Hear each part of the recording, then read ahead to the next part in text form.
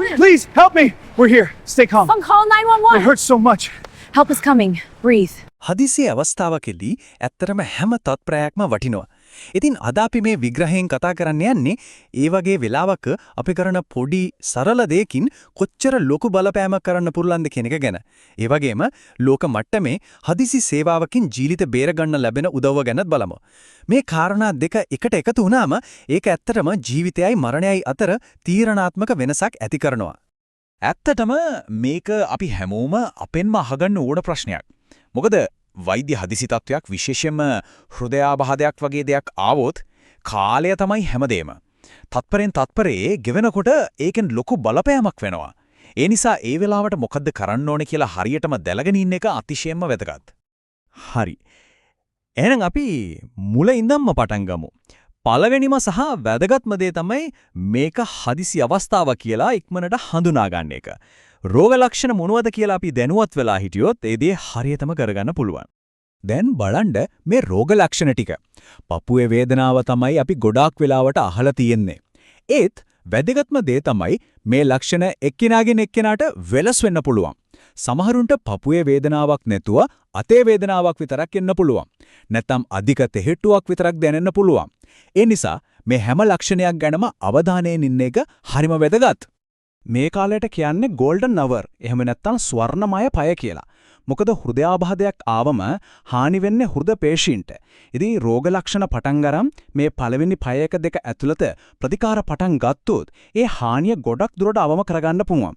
ඒ කියන්නේ හැකි ඉක්මනින් ක්‍රියාත්මක වෙන එක තමයි තීරණාත්මකම දේ. හරි.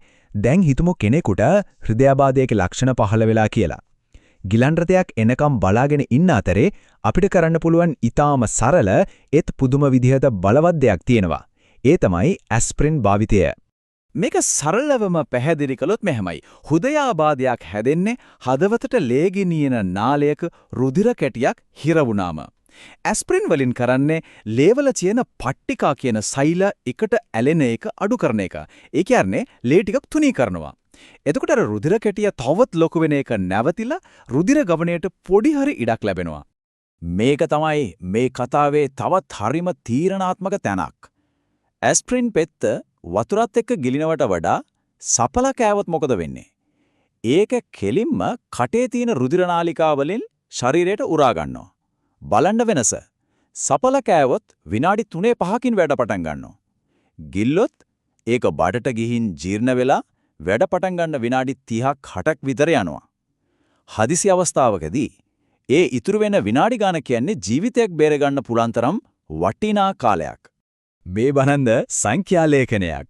ඇස්ප්‍රින් පෙත්තක් වෙලාවට සපලා කන එකෙන් හෘදයාබාධයක් නිසා සිදුවෙන මරණ අවදානය 123කින් අඩු කරගන්න පුරුවන්. ඒ කියන්නේ මරණ 4කින් එකක් විතර වළක්ව ගන්න පුරුවන් කියන එක.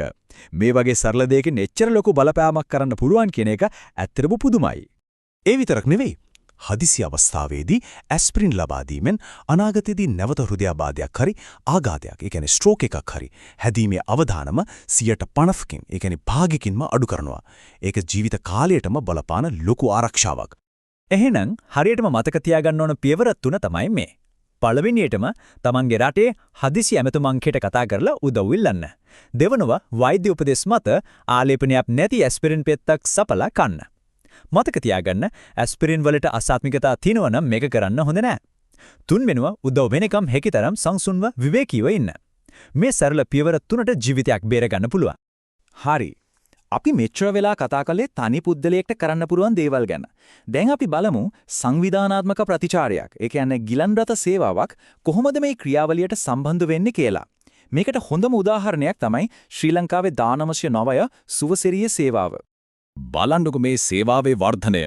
2010 දී පළාත් දෙකකින් පටන් අරගෙන අද වෙනකොට මුළු ලංකාවම ආවරණය කරන සම්පූර්ණයෙන්ම නොමිලේ සපයන ජාතික සේවාවක් බවට පත් වෙලා. මේක ඇත්තටම ඊටාම සාර්ථක ගමනක්.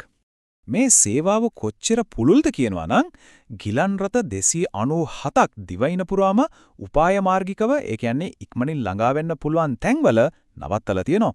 මේකෙන් තමයි ඕනෑම තැනකට ඉක්මන් ප්‍රතිචාරයක් දක්වන්න එයාලට හැකියාව ලැබෙන්නේ. මේක තමයි ඇත්තටම පුදුම හිතෙන කාරණය. සාමාන්‍යයෙන් සුවසැරිය ගිලන් රථයක් ඇමතුමක් ලැබිලා විනාඩි 15යි තත්පර 32ක් ඇතුළත රෝගියා ළඟට ළඟා වෙනවා. මේක ඈදහිය නොහැකි කාර්යක්ෂමතාවයක්. අපි මුරින් කතා කරපු සෑම තත්පරයක්ම වටිනා කියන කතාවට මේක කෙලින්ම සම්බන්ධයි නේද? ඉතින් සුවසරිය කියන්නේ නිකම්ම ගිලන් රථ ටිකට් විතරක් නෙවෙයි. මේ සේවාව පිටුපස්සේ ලොකු තාක්ෂණික බලයක් තියෙනවා. GPS තාක්ෂණය, දියුණු මන් සොයා ගැනීමේ පද්ධති, දවසේ පැය 24ම ක්‍රියාත්මක ඇමතු මධ්‍යස්ථාන, ඒ වගේම විශේෂ ජංගම යෙදුමක් පවා මේකට පාවිච්චි කරනවා. මේ හැමදේම එකතු වෙලා තමයි අර වේගවත් ප්‍රතිචාරය ලබා දෙන්න පුරුවන් වෙන්නේ. හොඳයි. අපි දැන් සංඛ්‍යා ලේඛන පද්ධති වගේ දේවල් වලින් පොඩ්ඩක් ඈත් වෙලා මේ කතාවේ ඇත්තම මානුෂීය පැත්තට හැරෙමු. මේ සේවාව නිසා ජීවිත බේරුණු මිනිස්සුන්ගේ අත්දැකීම් කොහොමද? මේ වගේ අත්දැකීමක් ඇහුවම තමයි සේවාවක නියම වටිනාකම තේරෙන්නේ. හිතන්න, විනාඩි 7ක් වගේ පුංචි කාලයකින් උදව් වැගිලා ජීවිතයක් බේරෙනවා. මේකෙන් මේ සේවාවේ තියෙන වේගය වගේම ඒකෙන් වෙන බලපෑමත් හොඳටම පැහැදිලි වෙනවා. මේකෙන් පැහැදිලිවම පේන්නේ අපි කලින් කතා කරපු තාක්ෂණය කොච්චර සාර්ථකද කියන එක. ඇප් එකෙන් කතා කරනකොට කතා කරන්නේ කවුද, ඉන්නේ කොහෙද කියන එක එයාලා දැනටම දන්නවා. ඒ නිසා වටිනා කාලය අපතේ යන්නේ නැහැ. කෙලින්ම උදව්වට එන්න පුළුවන්. හරි. හදිසි අවස්ථාව පහ වුණා. ඊට පස්සේ මොකද වෙන්නේ? ඒ ගමනත් හරිම වැදගත්. දිගු කාලීනම නිරෝගීව ඉන්න නම් අපි දැනුවත් වෙන්න ඕන කාරණා කිහිපයක්ම තේනවා. මේ බලන්න රුධ රෝගවලට බලපාන අවදානම් සාධක. මේකේ කොටස් දෙකක් තියෙනවා. අපිට වෙනස් කරන්න බැරි දේවල්, ඒ කියන්නේ පෞල් ඉතිහාසය, වයසට යන එක වගේ දේවල්. ඒත් ඊට වඩා වැදගත් කොටසක් තියෙනවා. ඒ තමයි අපිට කළමනාකරණය කරගන්න පුළුවන් දේවල්.